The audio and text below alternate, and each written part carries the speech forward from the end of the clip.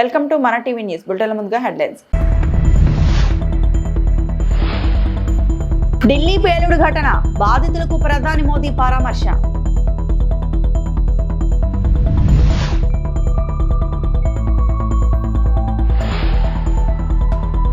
(2029) నాటికి ప్రతి పేదవాడికి సొంతిల్లు, ఏపీ సీఎం చంద్రబాబు.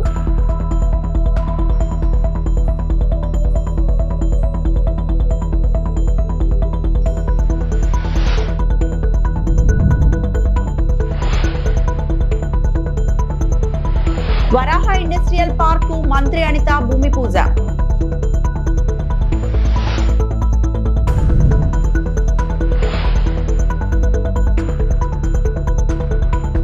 ఢిల్లీలో ఎర్రకోట సమీపంలో చోటు చేసుకున్న కారు పేలుడు ఘటనలో గాయపడిన వారిని ప్రధానమంత్రి నరేంద్ర మోడీ పరామర్శించారు. భూటాన్ పర్యటన ముగించుకొని స్వదేశానికి చేరుకున్న వెంటనే నేరుగా ఎల్ఏఎన్స్కోపీ ఆసుపత్రికి వెళ్లారు. గాయపడిన వారిలో మాట్లాడి త్వరగా కోలుకోవాలని ఆకాంక్షించినట్లు అధికార వర్గాలు తెలిపాయి. క్షతగాత్రుల పరిస్థితిని అక్కడ వైద్యులు ఆయనకు వివరించారు. కాసేపట్లో ప్రధాని ఉన్నత స్థాయి సమావేశం నిర్వహించనున్నట్లు సమాచారం.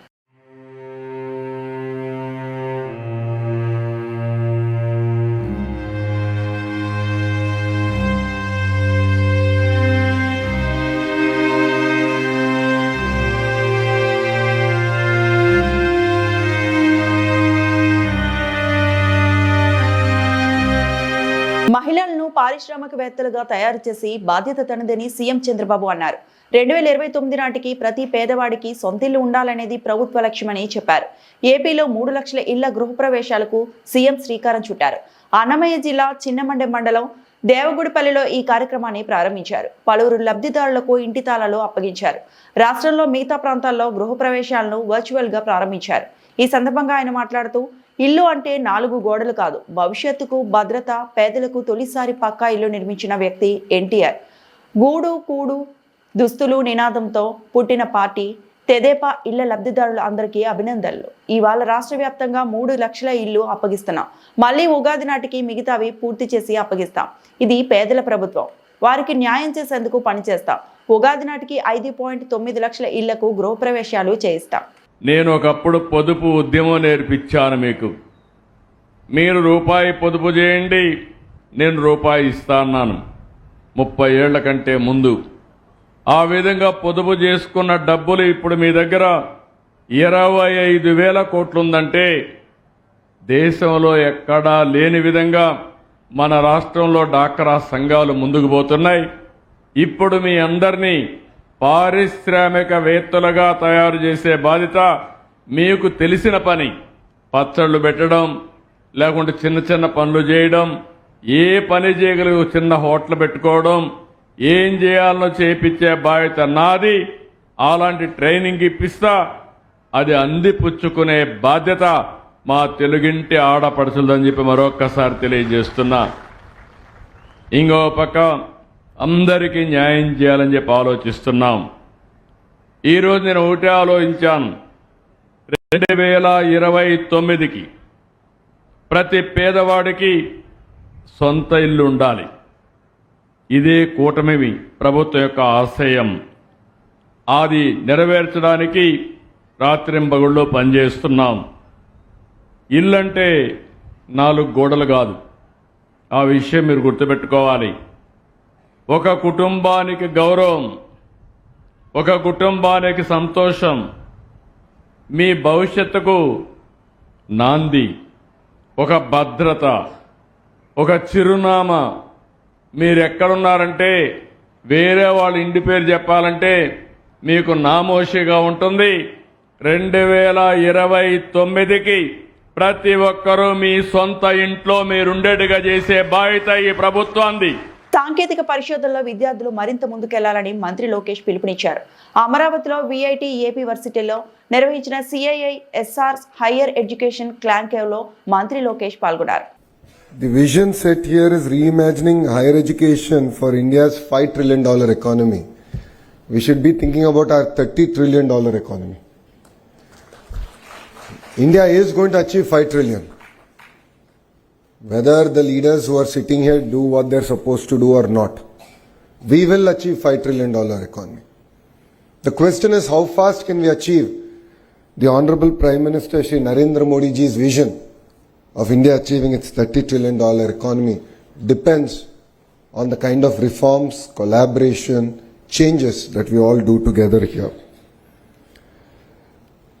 Economic growth is not possible without intellectual and human capital being harnessed.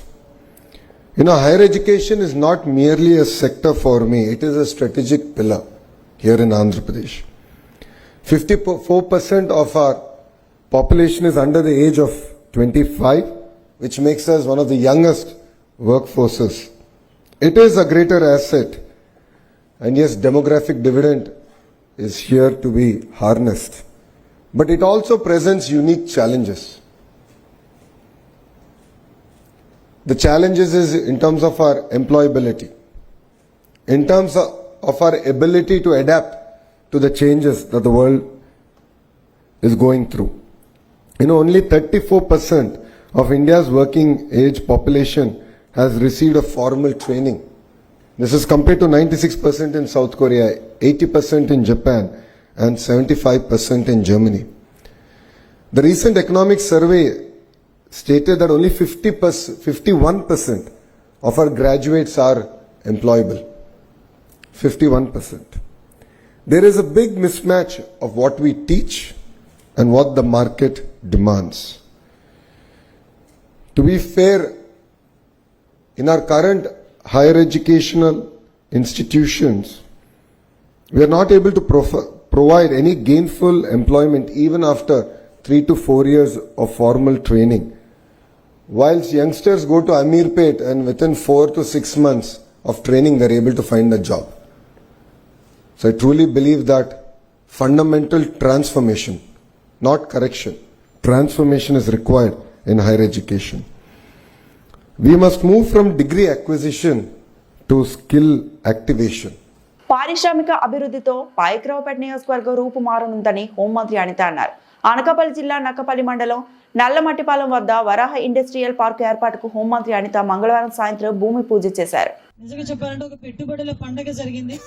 అంటే ఓవరాల్ గా స్టేట్ మొత్తం మీద దగ్గర 87 చోట్ల కొన్ని లక్షల కోట్ల పెట్టుబడులతో ఈ రోజు పరిశ్రమలు ఏర్పాటు చేయడం కానీ, అదేవిధంగా వాటన్నిటికీ అనుగుణంగా కొన్ని లక్షల ఉద్యోగాలు రాబోయే కాలంలో యువతకు తీసుకురావాలన్న ఒక మంచి ఉద్దేశంతో అనకాపల్లి జిల్లాలో సుమారుగా ఒక 3 ఇండస్ట్రీస్ ఓపెనింగ్, అదేవిధంగా 9 ఇండస్ట్రీస్ కి శంకుస్థాపన, ఇంకొక 3 ఇలాంటి ఎంఎస్ఎంఈ పార్కులకు ఒక 3టికి శంకుస్థాపన కూడా ఈ రోజు చేయడం జరిగింది. మన నక్కపల్లి మండలంలో వస్తున్న స్టీల్ ఫ్యాక్టరీకి సంబంధించి ఇక్కడ దానికి అనుగుణంగా ఉన్న పార్కులు కూడా పార్క్ సంబంధించి ఇక్కడ పెట్టుబడులు కానీ రానున్నాయి. 32 కోట్ల పెట్టుబడి, దగ్గర 90 ఎకరాలు. దాంతో పాటు ఇక్కడికి రాబోయేది కూడా 1200 కోట్ల రూపాయల పెట్టుబడితో ఇక్కడికి ఇండస్ట్రీస్ కూడా రాబోతున్నాయి.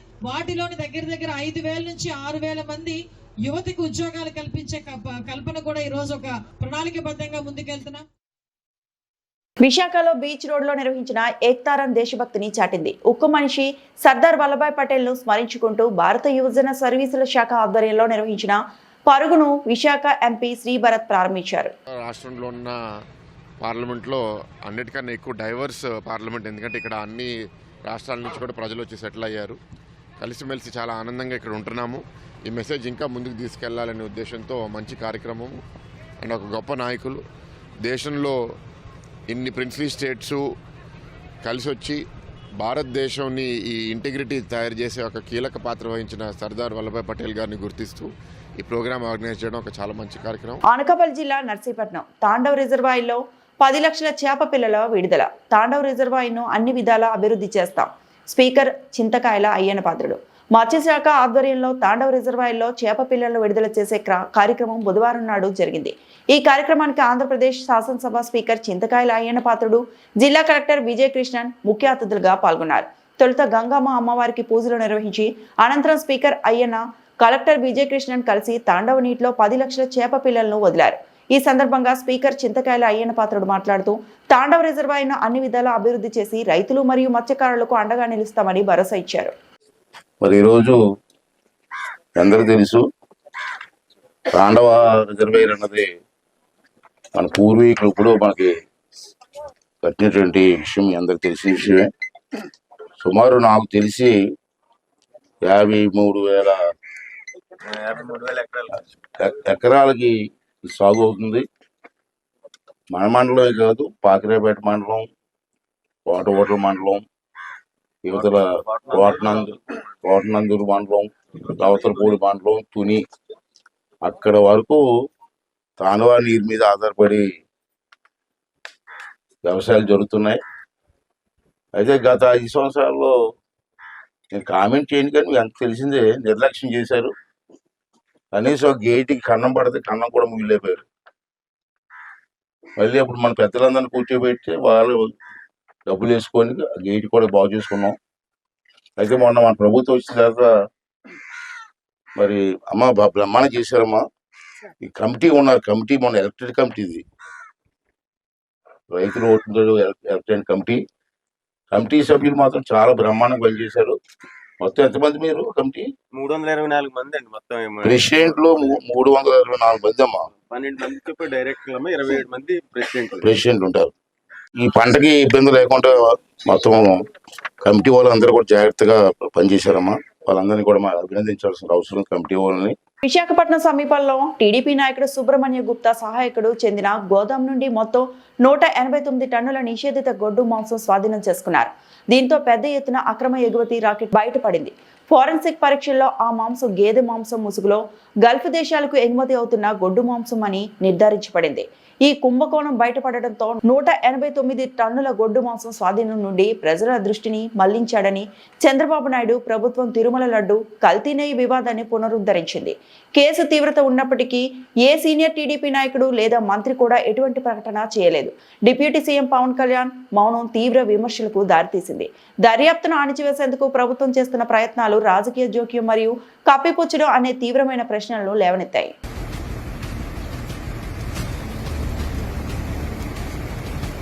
ప్రైవేటీకరణ జరుగుతోందంటే అభివృద్ధి జరుగుతుందని అర్థమని తాడిపత్రి ఎమ్మెల్యే జేసీ అశ్మిత్ రెడ్డి తెలిపారు. అసలు వైసీపీ పార్టీ చేస్తున్న కోటి సంతకాల సేకరణ ఏమీ అవసరమని, 1980లోనే మన దేశం పారిశ్రామికంగా అభివృద్ధి చెందిందంటే దానికి కారణం ప్రైవేటీకరణ వల్లే సాధ్యమైందని అస్మిత్ రెడ్డి అన్నారు. ప్రైవేటీకరణ వల్ల ఏమి నష్టం ఉందని వైసీపీ నాయకులను ఆయన ప్రశ్నించారు. తమ ప్రభుత్వం అభివృద్ధి అని ముందుకు వెళ్తుంటే వైసీపీ నాయకులు ఇంకా ఫ్యాక్షన్ చేస్తామంటూ ముందుకు పోతున్నారని, తాడిపత్రి పట్టణంలో డ్రైనేజీ పనుల నిమిత్తం దాదాపు 11 కోట్ల నిధులు మంజూరు అయ్యాయని, త్వరలోనే డ్రైనేజీ సమస్యలు లేకుండా చేస్తానని ఎమ్మెల్యే జేసీ అశ్మిత్ రెడ్డి తెలిపారు.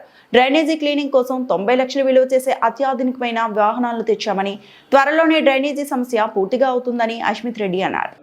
మీరు కూడా పోటీ అంటే ఎట్లా? మీరు కూడా 5 ఏళ్ళు తిరిగినారు కదా ఈ ఊర్లో, ఎట్లుండా పోయినసారి? మేమేదో అభివృద్ధి కార్యక్రమం చేస్తున్నాము, వాళ్ళు అభివృద్ధి జరగకుండా ఆపాలని చూస్తున్నారు. దేనికి కోటి సంతకాలు? దేనికి? మీరంతా తన్నులు తినలేదా? మీ ఇండ్ల పైకి కూడా వచ్చారు, గుర్తుందా? మళ్ళా దేనికా కోటి సంతకాలు? ఎక్కడైనా ప్రైవేటైజేషన్ జరుగుతుందంటే అభివృద్ధి జరుగుతానట్టే. 1980s లో ఇండస్ట్రియలైజేషన్ అయిందంటే మన భారతదేశం ఓన్లీ బికాస్ ఆఫ్ ప్రైవేటైజేషన్. లేకపోతే ఎక్కడికి ముందు పోయిందా? ఈ రోజు ఏ విధంగా అయితే 1970లో ఉన్నామో అదే విధంగా నిండు. తప్పేముంది ప్రైవేటైజేషన్ చేస్తే? మేమన్నా ఈరోజు అభివృద్ధి కార్యక్రమం పెట్టినాం, వాళ్ళు ఏదో ఒకటి ప్రభుత్వం ముందుకు పోతాంది మంచి చేసుకుంటా అడ్డుకోవాలని చెప్పి రోడ్డుపైకి వస్తున్నారు తప్ప ఈ రాష్ట్రాన్ని మాత్రం మంచి చేద్దామని అయితే లేరు వాళ్ళు. మళ్ళీ కూడా ఫ్యాక్షన్ మొదలు పెడతా అని ఇప్పుడు చెప్పారు. ఇంకా ఇప్పుడు ఆల్రెడీ ఒకసారి ఫ్యాక్షన్ మొదలు పెడతా అంటేనే ప్రజలు ఏం చేశారో చూశారు, ఇంటికి పంపించినారు 2024 ఎలక్షన్ లో. ఇంకా ఈసారి మళ్ళా చెప్పినాడంటే ఇంకా బుద్ధి లేదంటే, ఆయన సలహాదారులు బాగా మంచోలో తెలియట్లేదు, ఆయన సొంత బుర్ర వాడతా అంటే ఇంకా దానికి ఎవడేం చేయలేడు. ఈ కాలంలో ఫ్యాక్షన్ మాట పడేటోడు ఎవడున్నాడా? అయ్యా బుజ్జి అమ్మ అని చేతులు కాళ్ళు పట్టుకుంటే తప్ప పలికేటోళ్ళు లేని కాలంలో నేను ఫ్యాక్షన్ మొదలు పెడతానా? ఆయన వెనకలు ఎవరున్నారో అడుగు, ఫస్ట్ ప్రశ్నించుకోమని. ఉన్నారా లేదా ఫ్యాక్షన్ చేసేదానికి? లేదంటే ఆయనే కత్తి పెట్టుకుని రోడ్లో తిరగాల. అనకాపల్లి జిల్లా నర్సీపట్నంలో మాజీ ఎమ్మెల్యే గణేష్ ఆధ్వర్యంలో ప్రజా ఉద్యమం వైసీపీ శ్రేణులతో భారీ ర్యాలీ. ఆర్డీఓ కార్యాలయంలో వినతిపత్రం అందజేత. మెడికల్ కాలేజీలు ప్రైవేటీకరణకు వ్యతిరేకంగా నర్సీపట్నం మాజీ ఎమ్మెల్యే గణేష్ ఆధ్వర్యంలో వైసీపీ పార్టీ శ్రేణులతో కలిసి బుధవారం వైసీపీ ప్రజా ఉద్యమం కార్యక్రమం నిర్వహించారు. ముందుగా గాంధీ విగ్రహానికి, అంబేద్కర్ విగ్రహానికి పూలమాలలు వేశారు. అనంతరం వైసీపీ కార్యకర్తలతో కలిసి అబిద్ సెంటర్ నుండి శ్రీకన్య సెంటర్ వరకు ర్యాలీగా వెళ్లారు. అనంతరం నర్సీపట్నం ఆర్డీఓ కార్యాలయంలో వినతిపత్రం అందజేశారు. మాజీ ఎమ్మెల్యే గణేష్ మాట్లాడుతూ వైసీపీ ప్రభుత్వంలో నాటి ముఖ్యమంత్రి వైఎస్ జగన్మోహన్ రెడ్డి రాష్ట్రంలో 17 నూతన ప్రభుత్వ మెడికల్ కాలేజీలు మంజూరు చేశారన్నారు. అయితే అందులో రాష్ట్ర ప్రభుత్వం కొన్ని పూర్తి చేయగా ఇంకా 10 వరకు పూర్తి కావాల్సి ఉందన్నారు. వీటిని ప్రస్తుత కూటమి ప్రభుత్వం పీపీపీ పద్ధతిలో ఇచ్చేందుకు నిర్ణయించడంపై మండిపడ్డారు. గత ప్రభుత్వ హయాంలో 5 కాలేజీలు ప్రారంభించామన్నారు. దీనివల్ల 750 మెడికల్ సీట్లు అందుబాటులోకి తీసుకొచ్చామన్నారు. ఈ పర్యటనలో నియోజకవర్గంలో వైసీపీ జెడ్పీటీసీ, ఎంపీటీసీలు, మున్సిపల్ చైర్మన్, సర్పంచ్లు, నాయకులు, కార్యకర్తలు పాల్గొన్నారు. ఈరోజు వైఎస్ఆర్ కాంగ్రెస్ పార్టీ రాష్ట్ర అధ్యక్షులు వైఎస్ జగన్మోహన్ గారు పిలుపు మేరకు రాష్ట్ర వ్యాప్తంగా ఉన్న 170 నియోజకవర్గాల్లో కూడా మరి ఏదైతే మెడికల్ కాలేజీ ప్రైవేటీకరణ చేస్తున్నారో మరి దానికి వ్యతిరేకంగా మరి ప్రతి నియోజకవర్గం కూడా ర్యాలీ చేసే కార్యక్రమం పిలుపుకోవడం జరిగింది. మరి అందులో భాగంగా ఈరోజు నర్సీపట్నం నియోజకవర్గ ఆధ్వర్యంలో మరి వైఎస్ఆర్ కాంగ్రెస్ పార్టీ ఆధ్వర్యంలో పార్టీ శ్రేణులందరూ కూడా, పార్టీ నాయకులు, కార్యకర్తలందరూ కూడా పెద్ద ఎత్తున ఈరోజు మరి కార్యక్రమం పాల్గొనడం జరిగింది. అధిక ముఖ్యంగా చెప్పాలంటే ఈనాడు 2019 ఆనాడు జగనన్న ముఖ్యమంత్రి అయిన నాటికి కేవలం మన రాష్ట్రంలో కేవలం 11 మెడికల్ కాలేజీ ఉంది, ప్రభుత్వ మెడికల్ కాలేజ్. జగనన్న ప్రభుత్వం వచ్చిన తర్వాత దాన్ని మరి సుమారుగా మరి 17 మెడికల్ కాలేజీలు పూర్తి చేయడం జరిగింది. అంటే నిర్మాణంలో ఉన్నాయి, ఒక 10 ఏమో నిర్మాణంలో ఉన్నాయి, 7 ఏమో పూర్తి చేయడం జరిగింది. అయితే ఈ 10 కూడా ఈ రోజు ఈ కూటమి ప్రభుత్వం వచ్చిన తర్వాత మరి పీపీపీ పద్ధతిలో మరి ప్రైవేటు వారికి కట్టబడే కార్యక్రమం చేపట్టడం జరుగుతుంది. అయితే దురదృష్టం ఏంటంటే ఈ రోజు కూటమి ప్రభుత్వం వచ్చిన తర్వాత ఈ సంవత్సరాల కాలంలో మరి ఇవన్నీ కూడా పక్కన పెట్టి మరి ప్రైవేటు పరంగా చేసే కార్యక్రమం చేపట్టడం జరుగుతుంది. అయితే మీ ద్వారా ఇక్కడ పత్రికా పెద్దల ద్వారా ఈ ప్రాంతంలో ఉన్న వేలాది మంది అందరికి కూడా తెలియపరిచేది ఏంటంటే ఈ రోజు ప్రభుత్వ హాస్పిటల్ కానీ ఉంటే, మనకి ప్రభుత్వ హాస్పిటల్ ఉంటే మనం వైద్యం ఫ్రీగా ఇస్తారు. అలాగే మరి పరీక్షలు ఏమైనా చేయాలంటే ఫ్రీగా చేస్తారు, ఆపరేషన్ కావాలంటే ఫ్రీగా చేస్తారు, ఒక మందులు కావాలంటే ఫ్రీగా ఇస్తారు, అక్కడ ఉండే పరిస్థితి ఉంటే బెడ్లు కూడా ఫ్రీగా ఇస్తారు. కానీ ఈ పీపీ ప్రభుత్వం వచ్చిన తర్వాత అప్పచెప్పిన తర్వాత ప్రైవేట్ వారికి మన వైద్యం కావాలంటే ఫీజు కట్టాలి, పరీక్షలు కావాలంటే ఫీజు కట్టాలి, అలాగే ఆపరేషన్ చేయాలంటే డబ్బులు చెల్లించాలి, అక్కడ ఉండే అవకాశం ఉంటే బెడ్లకు ఛార్జీలు చేయాలి, మందులు కూడా డబ్బులు ఇవ్వాలంటే ఈ విధంగా ప్రైవేటు వారికి ఇచ్చి మరి ప్రైవేటు వారి ద్వారా మన ప్రాంతంలో ప్రజలందరినీ కూడా దోచుకునే కార్యక్రమం చేస్తానని చెప్పి సందర్భంగా తెలియపరచడం జరుగుతుంది. ఏలూరు జిల్లా కామవరపుకోటలో ఈ రోజు వైఎస్ఆర్సీపీ అధ్యక్షుడు వైఎస్ జగన్మోహన్ రెడ్డి ఆదేశాల మేరకు చింతలపూడి నియోజకవర్గ ఇన్ఛార్జ్ కంబం విజయరాజు ఆధ్వర్యంలో మెడికల్ కాలేజీల ప్రైవేటీకరణ వ్యతిరేకిస్తూ ప్రజా ఉద్యమం చేపట్టారు.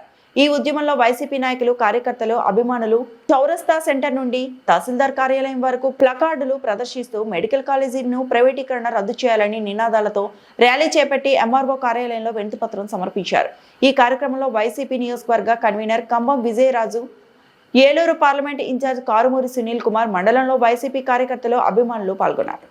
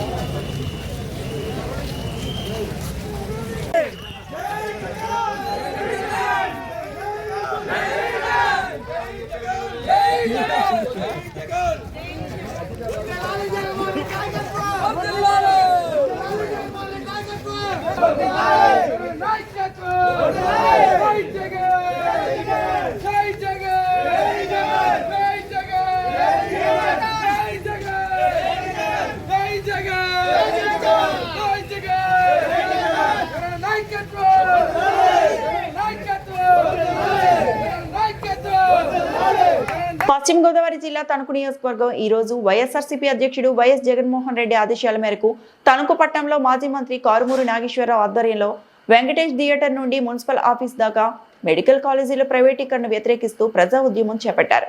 ఈ ఉద్యమంలో వైసీపీ నాయకులు, కార్యకర్తలు, అభిమానులు ప్లకార్డులు ప్రదర్శిస్తూ మెడికల్ కాలేజీని ప్రైవేటీకరణ రద్దు చేయాలని నినాదాలతో ర్యాలీ చేపట్టి ఎంఆర్ఓ కార్యాలయంలో వినతిపత్రం సమర్పించారు. ఈ కార్యక్రమంలో వైసీపీ కార్యకర్తలు, అభిమానులు పాల్గొన్నారు. మెడికల్ కాలేజీని వ్యతిరేకంగా పీపీపీ అని మాకేం అర్థమవుతుంది, పీపీపీ ఏంటో ప్రతిదీ. మొన్న కూడా అదేదో 18 వాళ్ళకి డబ్బు అంటే పీపీపీలో పెట్టామన్నారు. ఈ పీపీపీ ఏంటో మాకు అర్థం కావట్లేదు. ఇది గవర్నమెంటే నడపాలి, గవర్నమెంట్ వల్లే పేదలకు మంచి జరుగుద్ది, మేలు జరుగుద్ది. ఎట్టి పరిస్థితుల్లోనూ కూడా మాకు ఇది ప్రైవేటు పరం కాకుండా గవర్నమెంటే మాట్లాడాలి. 2,46,000 కోట్లు అప్పు చేశారు, ఇది 5,000 కోట్లు ఖర్చు అవుతుంది. దీనివల్ల ఎంతోమంది పేద విద్యార్థులు డాక్టర్లు అవుతారు, పేదలకి అన్ని రకాల ఆపరేషన్లు జరుగుతాయి. ఈ మెడికల్ కాలేజీలు ప్రైవేటు పరం కాకుండా ప్రభుత్వం నడపాలనే దాంట్లో మరి సిపిఐ తరఫున పాల్గొని భీమారావు గారికి, నాగరాజు గారికి, వాళ్ళ బృందానికి, అలాగే వైఎస్ఆర్సిపి కార్యకర్తలు, నాయకులు, అలాగే ప్రజలు, గ్రామాల నుంచి వచ్చిన వాళ్ళందరికీ కూడా ప్రత్యేక అభినందనలు తెలియజేస్తున్నాను. ఇది కార్యక్రమం ఒకటైంది, మళ్ళీ రెండోది జిల్లాలో ఉంటుంది. జిల్లా తర్వాత మళ్ళీ మన గవర్నర్ గారికి ఇచ్చే కార్యక్రమం జగన్మోహన్ రెడ్డి గారితో ఉంటుంది. ఈ కార్యక్రమాన్ని ప్రతి ఒక్కళ్ళు కూడా సంతకాల సేకరణలో కూడా మన నియోజకవర్గంలో గ్రామ నాయకులందరూ కూడా పెద్ద ఎత్తున పాల్గొన్న, ఇందులో పాలు పంచుకున్న ప్రజలందరికీ కూడా పేరు పేరున నా ధన్యవాదాలు తెలియజేస్తా ఉన్నాను. ఈ వార్తలు ఇంతటితో సమాప్తం.